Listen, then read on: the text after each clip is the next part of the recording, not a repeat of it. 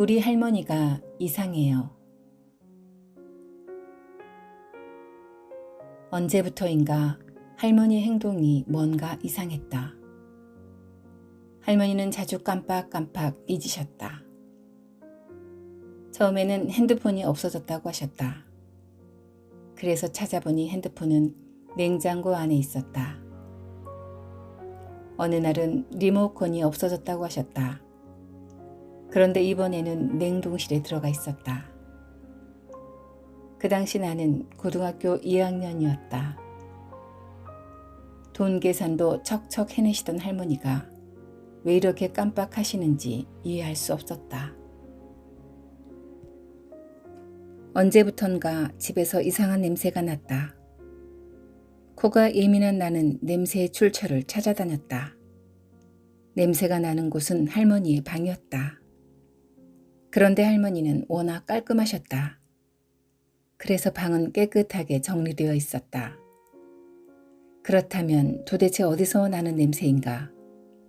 나는 모든 서랍을 열어봤다. 이불장을 열어보니 쓰고 버린 화장지, 물티슈가 한가득 들어있었다. 할머니께서 쓰레기통에 버린 물티슈를 장롱 속에 넣어두신 것이었다. 그래서 이상한 냄새가 난 것이다. 정말 환장을 노르셨다.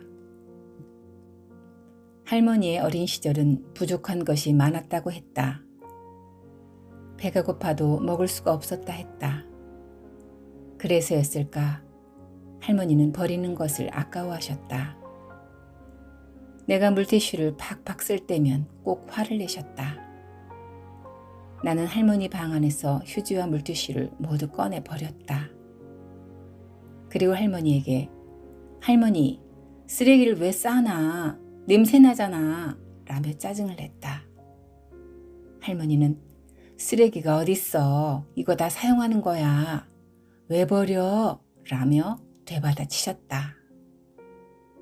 이 싸움은 엄마가 중재한 후에 끝이 났다. 이뿐만이 아니었다. 할머니는 설탕과 프리마를 장롱 속에 숨기셨다. 뺏어가는 사람도 없는데 말이다. 할머니는 꼭 그렇게 뭔가를 숨기셨다. 그리고는 매번 다 먹었다고 말씀하셨다. 숨긴 줄도 모르고 우리는 다시 사들이기를 반복했다. 할머니의 모습이 예전과 다르게 어딘가 이상했다. 나의 수능 시험이 한 달 정도 남았을 때 일이다. 할머니가 밥을 먹고 있던 내게 갑자기 화를 내셨다. 이런 도둑년아, 이 처죽일년! 이라며 마구 욕을 쏟아내셨다. 할머니는 평소에도 내게 호랭이가 물어갈년 이라며 욕을 잘하셨다.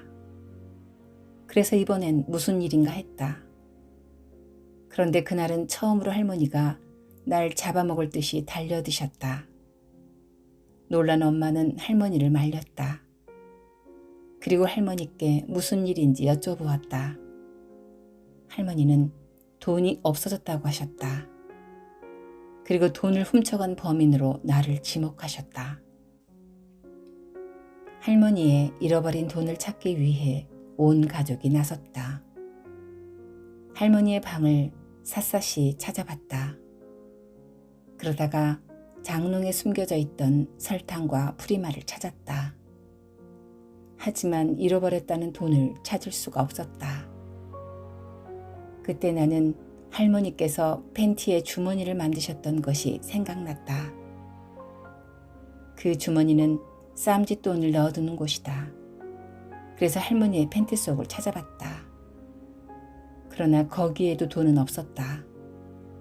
정말 귀신이 고칼 노릇이었다. 할머니는 계속 나를 째려보고 계셨다. 나는 하지도 않은 일을 뒤집어 쓰게 되었다. 차라리 돈을 훔쳤으면 억울하지도 않았을 것이다. 정말 큰일 났다고 생각하던 순간 다행히 베개 안에서 돈을 찾았다. 돈을 찾았으니 끝난 줄로만 알았다.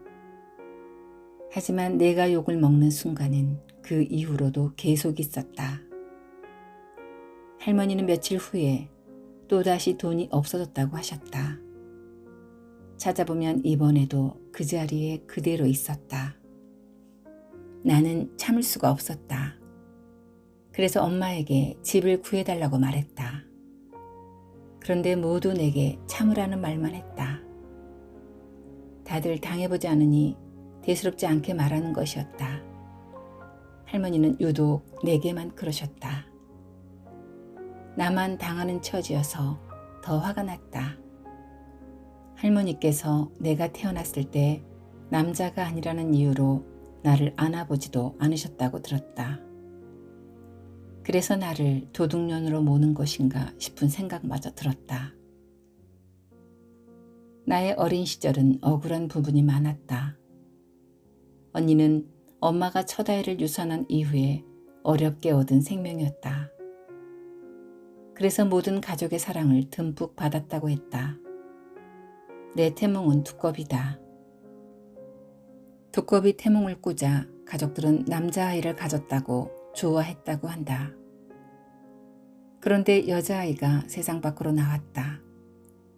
그래서 내가 태어났을 때 아무도 나를 안아주지 않았다고 했다. 할머니는 언니는 절대 도둑년이 아니라고 했다. 이 집안에서 나만 도둑년이었다. 할머니의 행동이 뭔가 이상하다고 생각하긴 했다. 하지만 나이가 드셔서 그런가 하는 정도로만 받아들였다. 화내실 때 빼고는 할머니는 여전히 평소와 같았기 때문이다. 그리고 그 이외에 다른 문제가 없었다. 그러나 이상한 일은 그 외에도 계속 일어났다. 할머니는 가스레인지에 냄비나 주전자 등을 올려놓은 채 자주 잊어버리셨다. 어느 날 이웃의 전화가 왔다.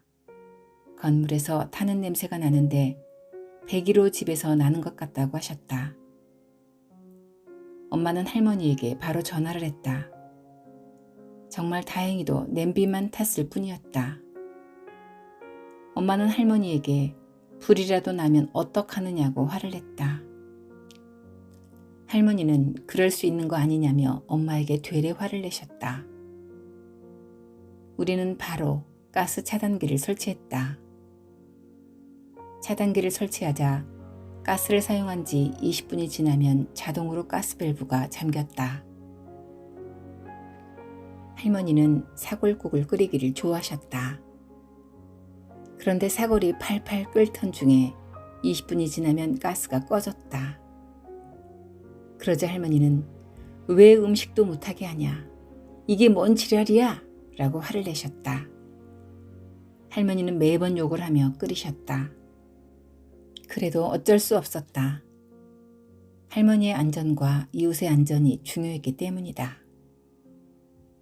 이때까지 우리는 할머니의 건망증이 심해졌다고만 생각했다. 그러나 건망증과 치매는 전혀 다르다.